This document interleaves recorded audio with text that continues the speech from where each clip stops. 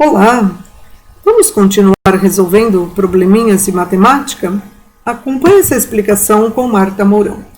Então aqui nós vamos continuar resolvendo probleminhas, falando sobre o princípio fundamental da contagem, certo? E aí a gente já sabe que falar do princípio fundamental da contagem, a gente já sabe que é a letrinha PFC, essa sigla que diz que é o princípio fundamental da contagem. Nesse probleminha, são dois probleminhas que nós vamos resolver agora, para você ver a diferença entre eles, tá? De quantas maneiras 5 pessoas podem ocupar um lugar nos assentos dentro de um carro? Então, eu tenho 5 pessoas que vão se acomodar dentro desse carro. Eu posso dizer que elas são A, B, C, D e E. Mas você sabe que tem 5 lugares lá dentro. Então, você coloca lá 1 lugar, 2 lugares, 3 lugares, 4 lugares, 5 lugares aqui dentro, certo? Então, assim, ali não está dizendo que somente uma, não tem nenhuma restrição. Então, qualquer uma das pessoas pode sentar-se no lugar do motorista. Então, não tem problema, elas podem sentar onde elas quiserem.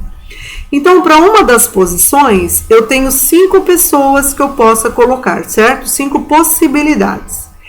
Se uma pessoa já sentou ali, sobram 4 possibilidades para eu sentar no outro lugar. Sendo assim, 2 pessoas já estão sentadas, sobram 3. 3 já estão sentadas, sobram 2 possibilidades e depois uma possibilidade. E multiplicando essas possibilidades, você vai ver que você tem 120 modos dessas pessoas se acomodarem dentro desses carros. Modo, possibilidade, maneiras, você escolhe, tá? São 120 modos diferentes dessas pessoas se acomodarem ali. Vamos pensar na seguinte questão, na próxima? De quantas maneiras 5 pessoas podem ocupar um lugar no assento de um carro, sabendo que somente, olha uma restrição aqui, ó, somente 2 podem sentar-se no banco do motorista, ou seja, 2 podem dirigir. O nome disso é restrição, certo? Então, aqui nós temos uma restrição que nós precisamos dar muita atenção para ela. A gente vai começar pela restrição. Pensando que lá no carro nós temos 5 posições, 5 lugares, então vou pensar da mesma forma.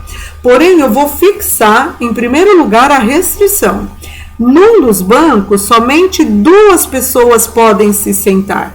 Então, eu tenho 2 possibilidades de pessoas ali. A partir do momento que uma delas sentou-se ali, são 4 possibilidades para o outro banco, 3 possibilidades para o outro, 2 possibilidades para o outro e uma possibilidade para o outro.